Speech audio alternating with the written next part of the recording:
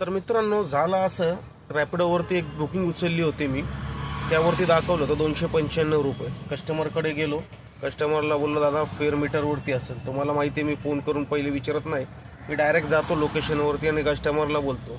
पटलं तर ठीक, नाही तर मग ऑर्डर कॅन्सल. तर कस्टमर पहिले आनाकानी करत होता, नंतर म्हणलं किती होती. तर 20 किलोमीटर अंतर होतं. मी म्हटलं बाबा 350पर्यंत होतील जास्तीत जास्त, जर ट्रॅफिक वगैरे असेल तर. कस्टमरच्या लोकेशनवरती पोचलो, रॅपिडोने दाखवले तर 295 आणि आपले मीटरवरती झाले जवळजवळ 360 रुपये. आणि ते पण 10 मिनटं काहीतरी वेटिंग लागलं होतं त्यामुळे.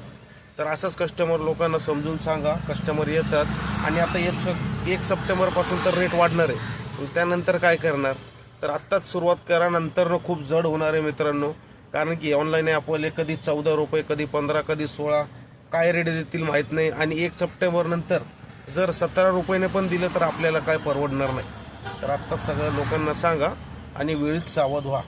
आणि अशाच इन्फॉर्मेटिव्ह व्हिडिओसाठी आपल्या चॅनलला सबस्क्राईब नक्की करा. मी तुमचा मित्र ग्रॅज्युएट रिक्षावाला. भेटू पुढच्या व्हिडिओमध्ये.